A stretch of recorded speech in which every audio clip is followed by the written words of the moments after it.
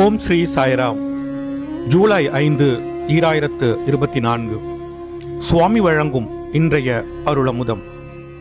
இன்று உலகம் முழுவதும் ஒரு புதிய சமுதாயத்தை நிர்மாணிப்பதற்கான திட்டங்களை பற்றி நீங்கள் கேள்விப்படுகிறீர்கள். அனைவருக்கும் அன்றாட தேவைகளையும் பல்வேறு வசதிகளையும் வழங்குதல், செல்வத்தை சமமாக பங்கீடு செய்தல் ஆகியவை இந்த இயக்கத்தின் அறிவிக்கப்பட்ட நோக்கங்களாகும்.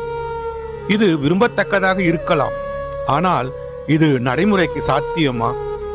சொத்துக்கள், உடைமைகள், வசதிகள், சௌகரியங்கள் ஆகியவற்றை சமமாக விநியோகிக்க முடியும். ஆனால் எல்லா மனிதர்களின் ஆசைகளையும் சமமாக கட்டுப்படுத்த முடியுமா? ஆசைகள் சமமாக வரையறுக்கப்படவில்லை என்றால் நிராசையாகத்தான் முடியும். சமுதாயத்தின் நலன் முக்கியமான கோட்பாடுதான். ஆனால் உலகில் உள்ள எல்லாவற்றின் முதன்மையான ஆதாரம் இறைவனே என்று உணர்வதென்பது அதைவிட குறைந்ததல்ல.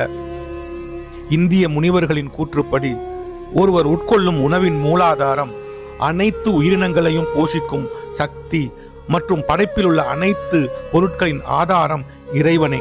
இப்படிப்பட்ட ஆதாரமான இறைவனை மறந்துவிட்டதால் தான் இன்று உலகில் பஞ்சம், மோதல்கள், யுத்தங்கள், கலவரங்கள் ஆகியவை தலைவிரித்தாடுகின்றன.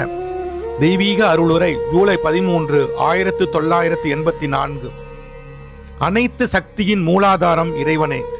இதை உணராவிட்டால் நாம் சுவாசிக்கும் காற்று, நாம் அனுபவிக்கும் ஒளி மற்றும் வாழ்க்கையை போஷிக்கும் வெப்பம் ஆகியவற்றின் உண்மையான ஆதாரத்தை பாராட்ட தவறிவிடுவோம் என்கிறார் பகவான் ஸ்ரீ சத்திய சாயி பாபா. ஓம் ஸ்ரீ சாய்ராம். ஓம் ஸ்ரீ சாய்ராம். ஓம் ஸ்ரீ சாய்ராம்.